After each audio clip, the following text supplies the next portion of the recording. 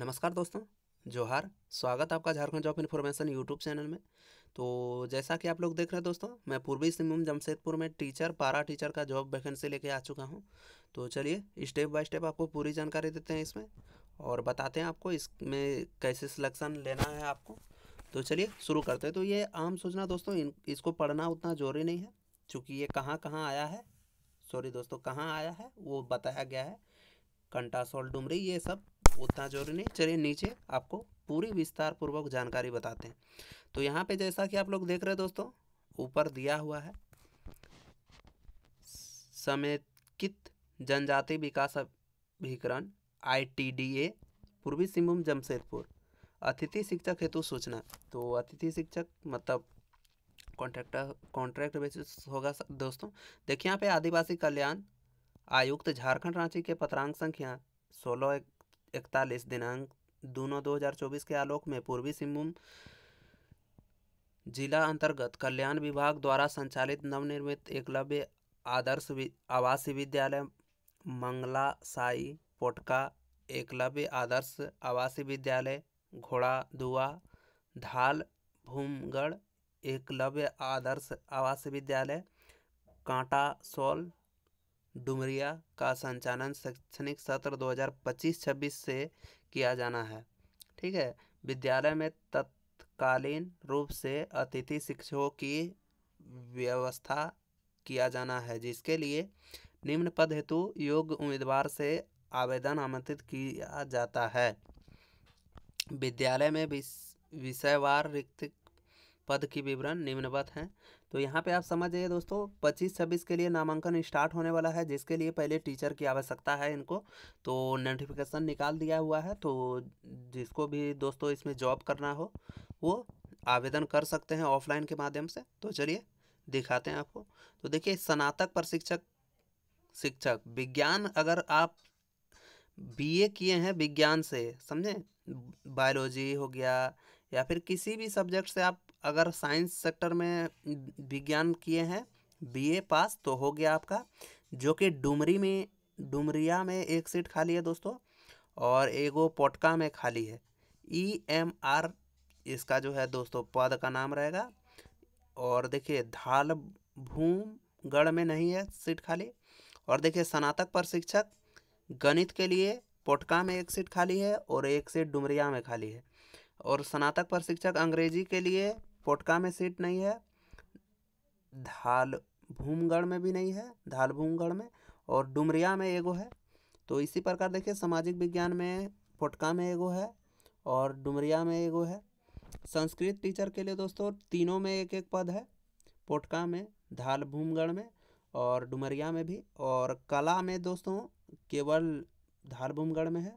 और देखिए शारीरिक शिक्षा में सभी जगह है एक एक सीट खाली। और शारीरिक शिक्षा महिला पुरुष दोनों में जो है तीनों जगह एक एक करके सीट खाली है।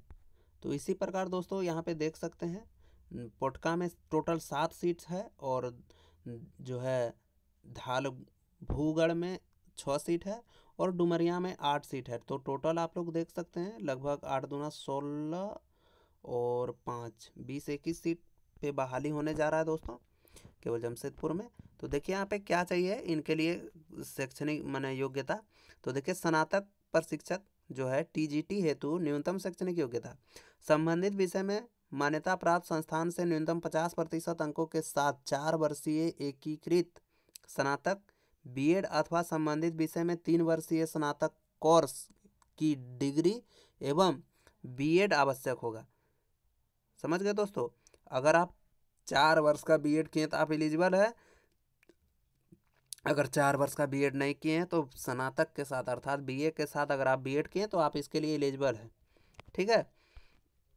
देखिए संबंधित विषय या फिर संबंधित विषय में एकीकृत स्नातक BEd 3 वर्षीय स्नातक कोर्स की डिग्री एवं BEd की डिग्री ना होने की स्थिति में मान्यता प्राप्त संस्थान से न्यूनतम 50% अंकों के साथ संबंधित विषय में 3 वर्षीय स्नातक ऑनर्स की डिग्री होनी चाहिए।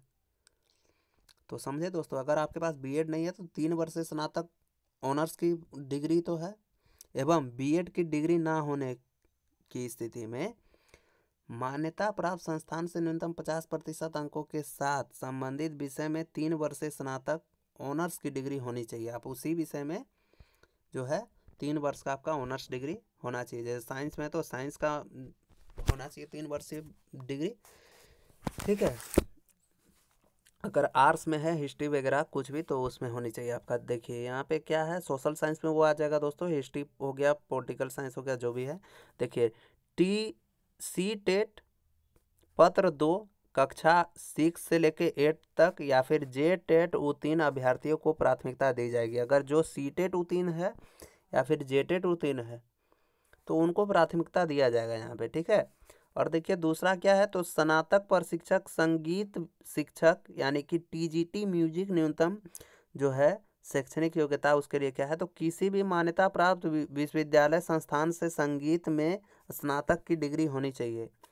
और देखिए स्नातक प्रशिक्षक कला के लिए क्या चाहिए, तो टीजीटी आर्ट न्यूनतम शैक्षणिक योग्यता होगा उसके लिए, या फिर आप किसी भी मान्यता प्राप्त विश्वविद्यालय से ललित कला शिल्प में स्नातक डिग्री अथवा क्षेत्रीय शिक्षा महाविद्यालय में ललित कला शिल्प में बीएड की डिग्री होना अनिवार्य होगा, ठीक है दोस्तों। और शारीरिक शिक्षा के लिए क्या है, तो यहाँ पे देख सकते हैं किसी भी मान्यता प्राप्त संस्थान से शारीरिक शिक्षा में स्नातक उत्तीर्ण आवश्यक होगा, ठीक है। और देखिए यहाँ पे आयु सीमा क्या होना चाहिए, तो 1/8/2025 को न्यूनतम 21 वर्ष आपका आयु होना चाहिए और अधिकतम 45 वर्ष आयु होना चाहिए। अथवा विशेष परिस्थिति में राज्य सरकार यानी केवीएस या फिर जेएनवीएस मान्यता प्राप्त सीबीएसई स्कूलों में से सेवानिवृत्त शिक्षकों की आवेदन कर सकते हैं, जिसकी सेवानिवृत्ति के लिए अधिकतम आयु की सीमा 65 वर्ष होगी, बशर्ते कि वे आवासीय विद्यालय में कार्य करने के लिए शारीरिक रूप से स्वस्थ हो। 60 साल में दोस्तों सरकार के अनुसार वो रिटायर हो जाते हैं, तो अगर वो हाल फिलहाल यानी कि 65 वर्ष में अगर रिटायर हुए हैं तो वो भी इस फॉर्म को अप्लाई कर सकते हैं, लेकिन उनका शारीरिक वो अच्छा होना चाहिए, शरीर वो काम करने के योग्य होना चाहिए, तो वो भी इसके लिए आवेदन कर सकते हैं, ठीक है। उसके लिए विशेष छूट मिला गया है जो कि 65 वर्ष तक का है। आवेदन प्रक्रिया क्या है, तो आवेदन पत्र निक पूर्वी जमशेदपुर की वेबसाइट या अर्थात www.jamshedpur.nic.in पर उपलब्ध है। आवेदन वेबसाइट से आवेदन पत्र प्राप्त कर सकते हैं, आवेदक जो है वो वेबसाइट से आवेदन प्राप्त कर सकते हैं, किसी अन्य प्रारूप में आवेदन स्वीकार नहीं किया जाएगा, ठीक है। और देखिए आवेदन जो है पूर्व रूप से भरा हुआ होना आवश्यक है। आवेदन पत्र के साथ सभी शैक्षणिक प्रमाण पत्र, अनुमंडल जिला स्तरीय ऑनलाइन निर्गत जाति प्रमाण पत्र, आवासीय प्रमाण पत्र, आधार कार्ड की छाया प्रति, अनुभव प्रमाण पत्रों या फिर आचरण प्रमाण पत्र एवं अन्य छाया प्रति की स्व-अभिप्रमाणित निबंधित डाक स्पीड पोस्ट के माध्यम से समेतिक जनजाति विकास अभिकरण अर्थात ITDA जिला कल्याण कार्यालय पूर्वी सिंहभूम जमशेदपुर पिनकोड 83-101 में दिनांक 18/7/2025 के अपराह्न 5 बजे तक स्वीकार किया जाएगा। उक्त तिथि के बाद कोई भी आवेदन पत्र स्वीकार नहीं किया जाएगा, ठीक है। तो आपको 18/7/2025 तक इस पते पर भेज देना है जो कि है समेतिक जनजाति, यहाँ से लेके पिन कोड जो है 83-101 तक, ठीक है दोस्तों।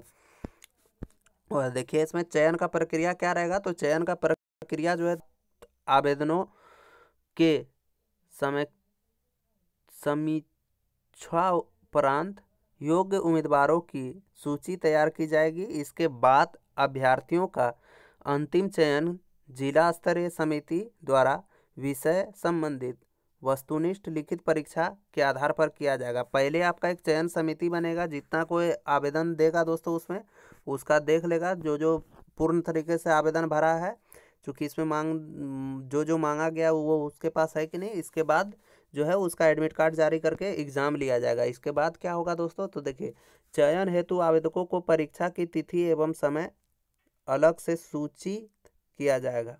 जिसका चयन होगा दोस्तों इसमें, उसका परीक्षा किस दिन होगा उसको अलग से बताया जाएगा, जमशेदपुर का वेबसाइट से या फिर न्यूज़पेपर, दोनों जगह ही आता है दोस्तों। विभागीय पत्रांक 202 दिनांक 28/1/2025 के द्वारा रिक्त शिक्षकेतर के पद पर अतिथि शिक्षकों के चयन हेतु स्थानीय निवासी को प्राथमिकता दी जाएगी। यानी कि आप 24 जिला के कैंडिडेट भर सकते हैं, लेकिन वहाँ का जो स्थानीय होगा उसको प्राथमिकता दिया जाएगा। इसमें यही बताया गया है दोस्तों। यहाँ कहीं भी नहीं लिखा गया है कि केवल जमशेदपुर के लोग ही भर सकते हैं, जैसे कि इससे पहले वाला वैकेंसी के बारे में जो मैंने बताया था उसमें लिखा गया था, लेकिन यहाँ नहीं लिखा गया। यहाँ यही लिखा गया है कि शिक्षकों के चयन हेतु स्थानीय निवासी को प्राथमिकता दी जाएगी, लेकिन नहीं मिलने की स्थिति में आपको ले लिया जाएगा, लेकिन प्राथमिकता सबसे पहले उसी की होगी। ठीक है।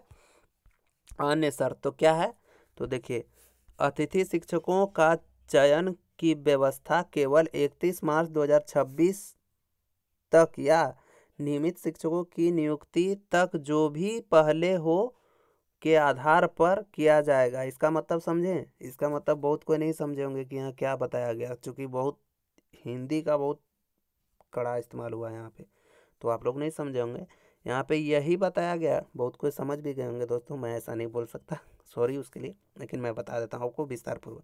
यहाँ यही बोला गया है दोस्तों कि आपका जो सिलेक्शन है वो 31 मार्च 2026 तक के लिए किया जा रहा है, लेकिन इसके बाद क्या होगा। ठीक है, तो यहाँ देखिए क्या लिखा गया है, तो अतिथि शिक्षकों का चयन की व्यवस्था केवल 31 मार्च 2026 तक है या नियमित शिक्षकों की नियुक्ति तक हो जो भी पहले हो के आधार पर किया जाएगा।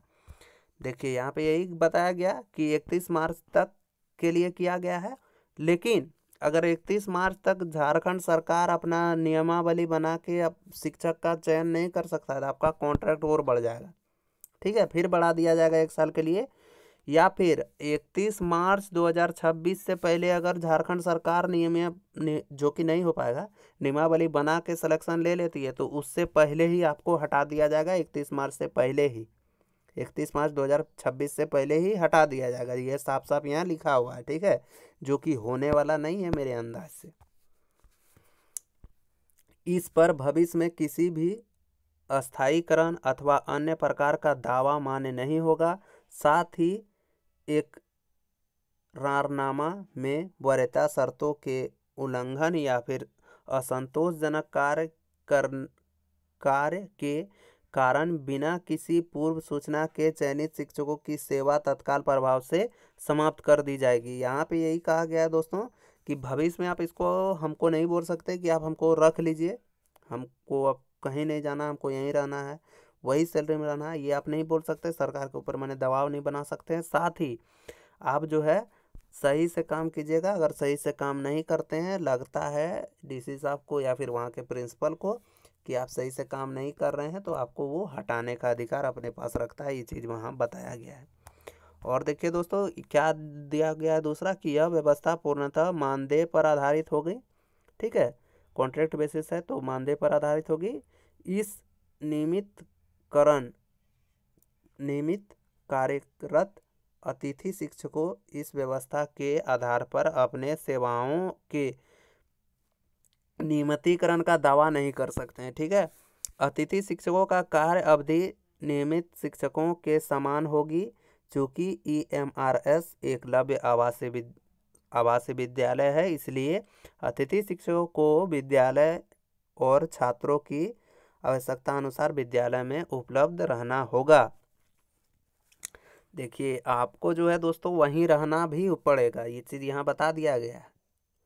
चूँकि आप है वहाँ के शिक्षक ही, तो आपको वहाँ रहना ही पड़ेगा। यहाँ ये चीज़ बताया गया है।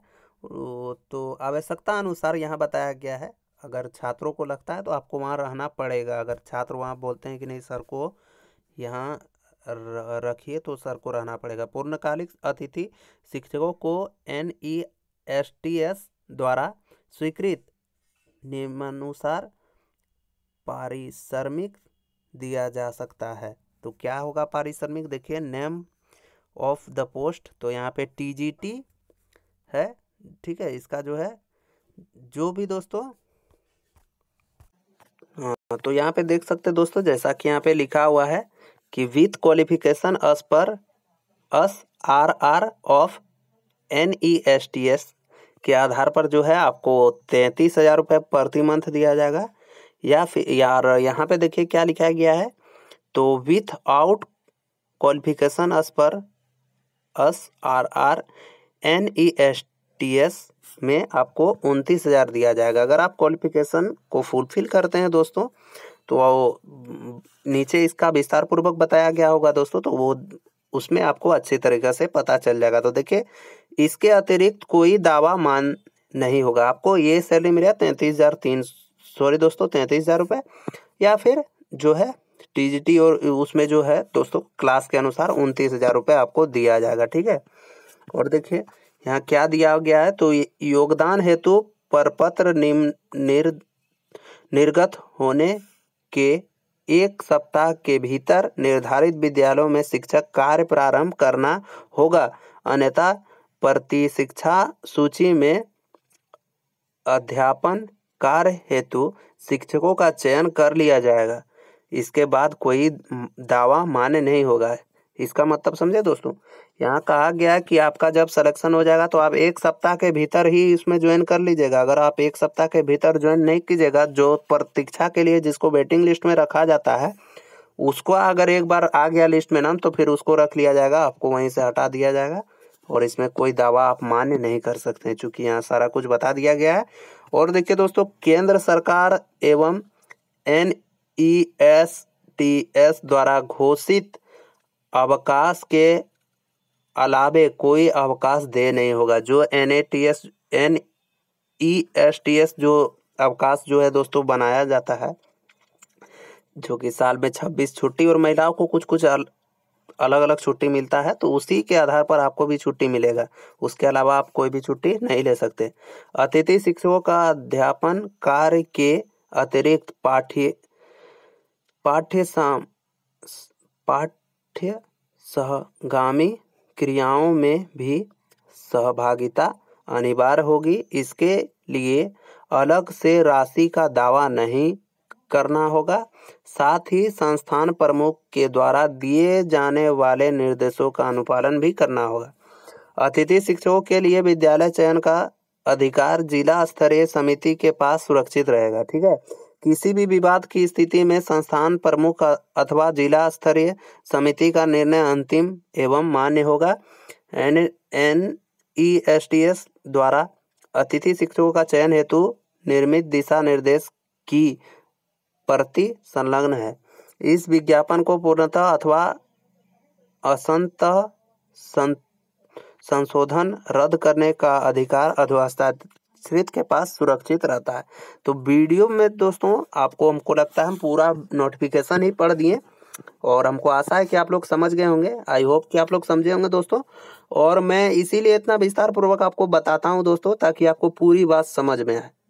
मैं चाहता तो इस वीडियो को 5 मिनट में ही ख़त्म कर देता, मोटा मोटी बात बता के, जिससे आपको बहुत सारा सूचना नहीं मिलता। और मैं धीरे धीरे भी पढ़ता हूं दोस्तों, ताकि आप लोग भी समझें जो मैं बता रहा हूं। तो ये है दोस्तों इसका फॉर्म। अगर आप लोग इसको डाउनलोड नहीं कर सकते हैं तो कमेंट कीजिएगा, मैं कमेंट बॉक्स में इसका जो है वीडियो अपलोड के बाद पिन कर दूंगा, जहां से आप लोग इसको डाउनलोड कर सकते हैं। या फिर आप जमशेदपुर NIC.in के वेबसाइट पर भी जाके इसको डाउनलोड कर सकते हैं। यहाँ पे देख सकते हैं दोस्तों, ये तो भरना आसान ही है। ब्लॉक लेटर में आपको एप्लीकेंट का नाम भरना है, किस पोस्ट के लिए अप्लाई कर रहे हैं वो भरना है, पिताजी का नाम भरना है, डेट ऑफ बर्थ भरना है, मैरिटल स्टेटस डालना है, मैरिड है या फिर अनमैरिड है, या फिर देखिए किस कैटेगरी से आते हैं। ठीक है, पोस्टल एड्रेस डालना है, मेल है या फीमेल वो बताना है, जेंडर अपना, डिस्ट्रिक्ट, स्टेट, ये सब सारा कुछ आप लोग भर ही सकते हैं दोस्तों। और नहीं भर सकते हैं तो कमेंट कीजिएगा, मैं फॉर्म भर के भी दिखाऊंगा। ठीक है दोस्तों, मिलते हैं किसी नेक्स्ट वीडियो नेक्स्ट जानकारी के साथ। तब तक के लिए जय हिंद, जय भारत, वंदे मातरम, जोहार दोस्तों।